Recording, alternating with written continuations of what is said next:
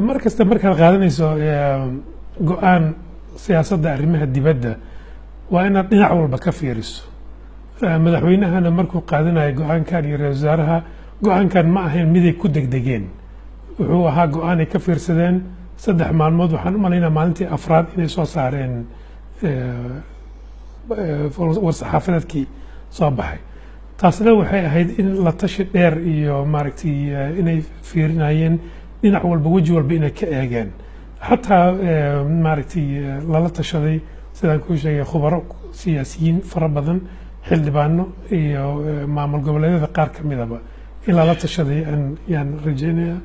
marka waa run, waa naga dhexeeyaan imaaraadka carabta, dowladda sacuudiga, soomaali badanaa ku nool, ganacsato badanaa ku jirta, xiriiro soo jireen aan leenahay, isweydaarsi ganacsi aan leenahay.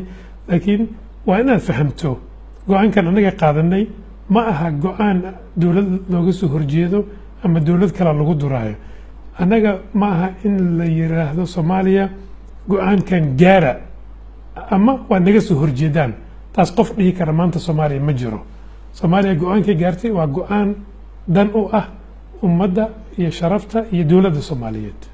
dowlad goboleedyada xubnaha ka ah dowladda federaalka ah waxay qaateen go-aan ka duwan kan aad qaadateen. haddiiba dowlad goboleedyadii xubnaha ahaa ay go-aan kala qaateen, go-aankan dhexdhexaadnimada ah yaad ku matashaan? waxaan ku xasuusin lahaa arrintan waxay dhacday bishii 6aad 5teedii, maantana waxaan joognaa bishii 9aad 20keedii.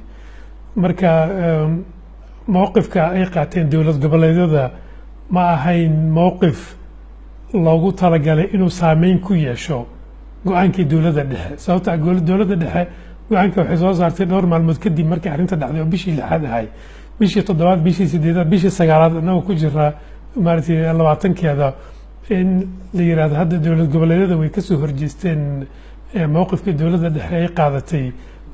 ma u malaynayo inuu wax saameyn haba yaraatay oo ku yeelanayo.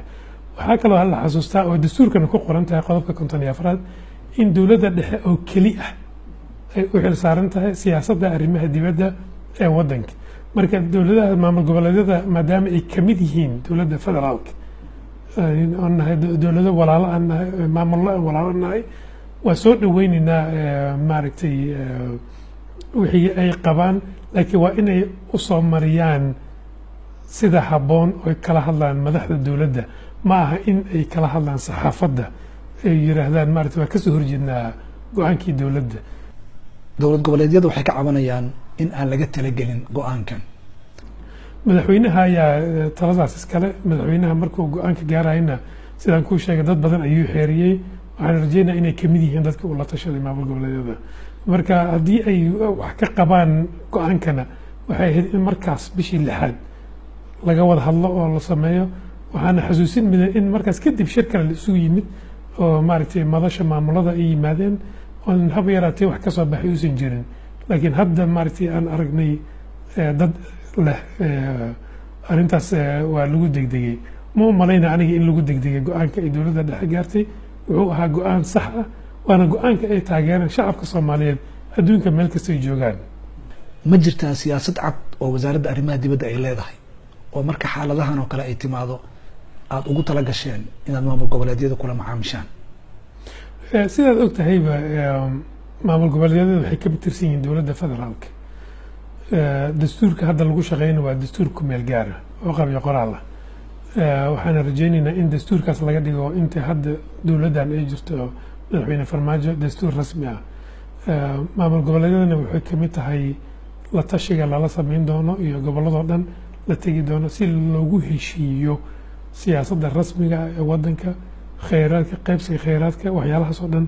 siyaasadda arrimaha dibaddana way ku qeexan tahay dowladda dhexe inay tahay cidda garwadeenka ka ah.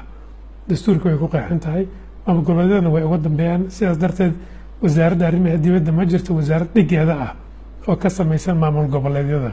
marka wasaaradda arrimaha dibadda ee federaalka oo keli ah ayaa u xil saaran garwadeenka siyaasadda arrimaha dibadda. maamul goboleedyadana waa dowlado member states ah, wayna nala shaqeyn doonaan. dastuurka marka la dhammaystirana waxaan rajeynaynaa siduu haddaba yahay adduunkana dowladda federaal waa jiraan dowladaha federaalka ayaa markastana hogaamiya siyaasadda arrimaha dibadda